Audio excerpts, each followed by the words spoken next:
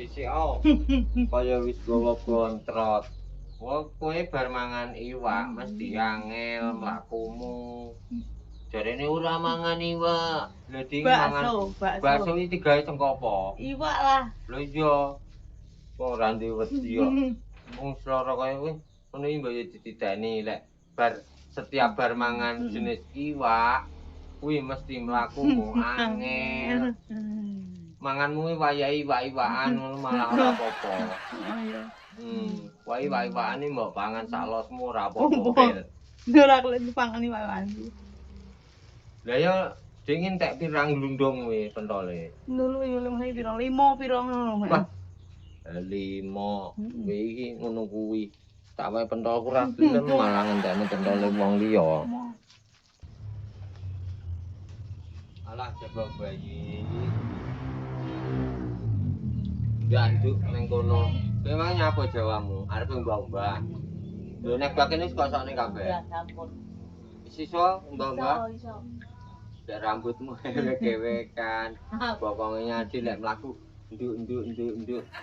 Ayo gong. Jadi kayak baru ngene kok. Mambungi bengok-bengok ngimpi apa?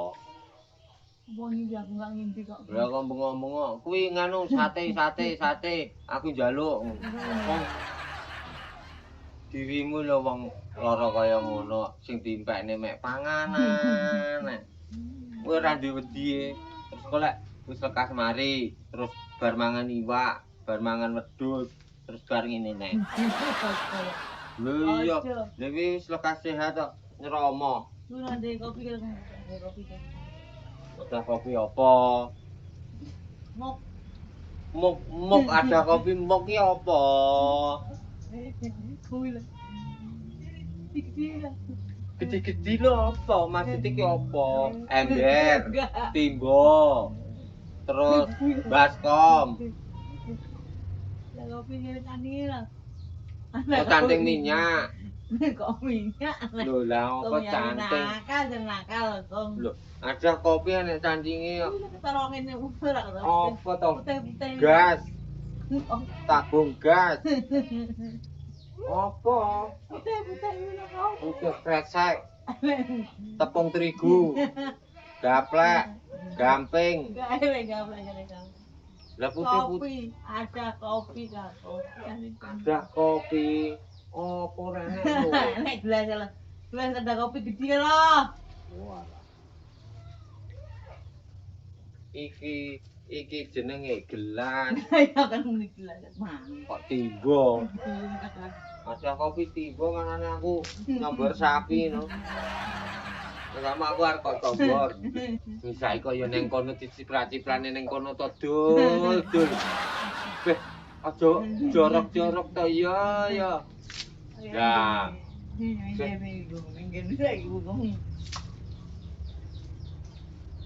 Terus gelas kok lebone mesin cuci. Ora ning ngene. Lah ngubah nang mesin cuci. Oh iya ning kene tok. Jorok ngono jenenge.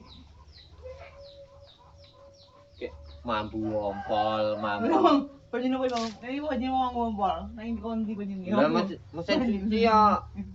Iki lho, satu-satunya manusia di dalam dunia ngumbah gelas nang mesin cuci. Lah iki lho bolong. Ngumbah gelas nang mesin cuci. Terus ngambune kaya ngopo to Mbah Bel. Sregep ya sregep nang ya aja kaya ngono to. Piring barang kok lebone mesin cuci to. Lah ya pecah kabeh. Ora. Mbah Bel. Ora Mbah Bel ora. Nanti lho iki terus ki mang lho terus kok Apa? terus kok ada banyu ning kono kar kanggo apa?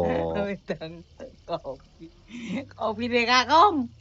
Kok banyu usah-usah numbang-numbang ini iki. Iya. Bangko rasane ngompol campur uyuh. Yene lho Kong. Wes. Angel wis ngene iki angel. Bel becak terter angel. Lah terus piye Kong?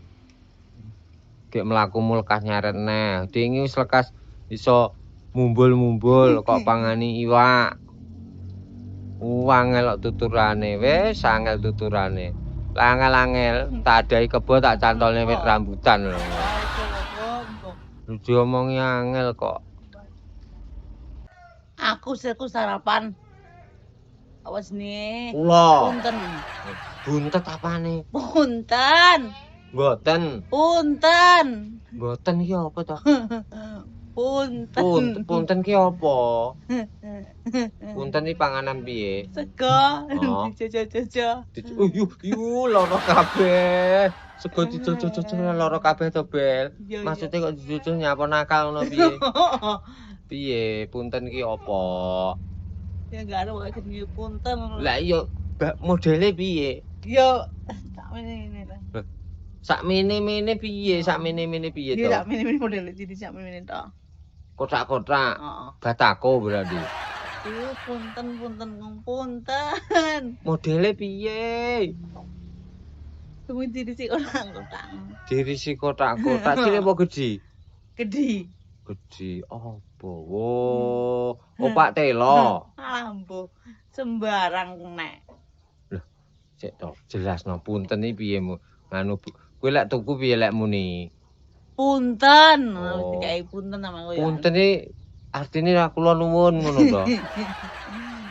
Punten nggih. Punten nggih. Gek pirang truk. Alter kae. Punten karo apa? Punten tok lho. Aja lali. Kon kok enak. Au. Rasko. Mau njaluk punten njaluk sego apa neh? Karo apel batu. Kapur batu. Apel batu. Oh, alah. Apel. Apele pira? Sekilo no. Terus batune. Sekilo. Terus engko kok campur apel karo batu terus kok Iya. kok pangan sak grasake ngono. Wah, ya omonganmu gendrete kaya trek ngedukne grasa pangananmu apel batu kok.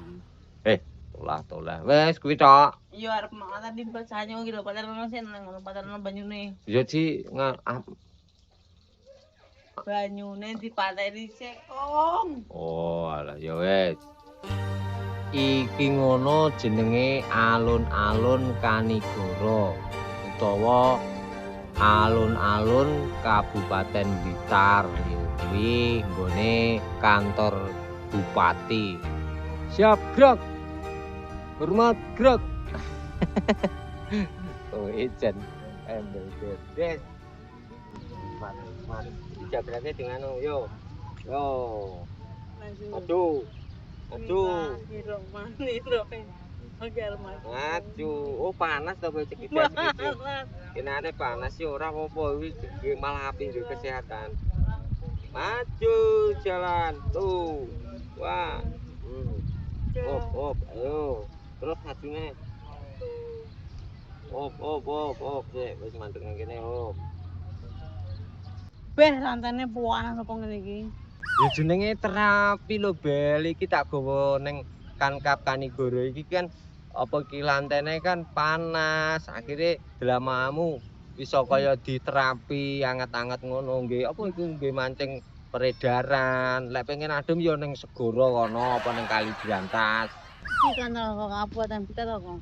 Ya, iki jenenge Kankap lek wong kene ngarani kantor Kabupaten Blitar sing ndek Kanigoro. Kowe kan urung ngerti informasine Kabupaten Blitar iki enek dua pemerintahan.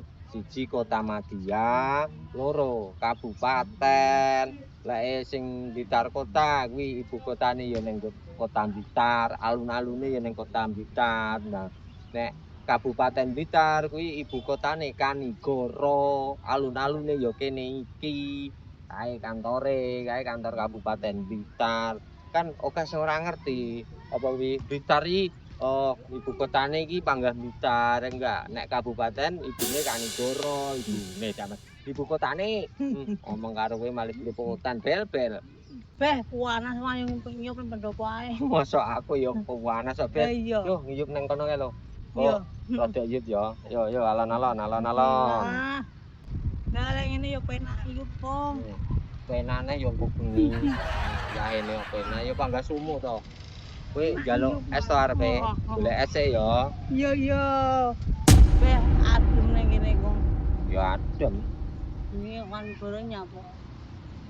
Kanigoro biyen iki ngene lho, Kak. Zaman dahulu kala jaman semono. Kuwi ana wong sugih jenenge Pak Kani. Terus Gawe goro-goro, akhire jenenge Kanigoro. Ora ngono. Artine Kanigoro iki nek gak salah bunga matahari. Tapi luwih jelase ya nganu, takok karo pejabat. Lek sanget iku ya Kanigoro kuwi artine matahari, bunga matahari. bali engko aku tukono soto Kanigoro ya, Kong. Apa soto Kanigoro? Kowe ya roh-roh ae to, Hmm. Belek. Kanigoro iki enek sotone. Ya jarmu soto Kanigoro piro? Karena kuliner sing terkenal ning Blitar ya soto Kanigoro anjene. Soto Kanigoro 1, 2, 3 sampai 4 mbok apa sampai 23 ngono. Hmm. Tapi kowe kok ya wani ngono lho. Padahal soto Kanigoro lho isine ya ngono kae. Tapi ora apa-apa. Lek kowe glundung neh ya suntikne neh ngono. Ya wis lah no, saiki balik tak tukoni soto Kanigoro. Asline wong Betruk iki mangan soto ini ora patek oleh. Tapi ya ora apa-apa lah, wis. Balik terus istirahat. Kaya wong genah balik istirahat. Ya wis iki dolan-dolane awake dhewe ning kantor Kabupaten Blitar samene dhisik balik sih ya. Blitar, kutha cilik kang kawentar. So.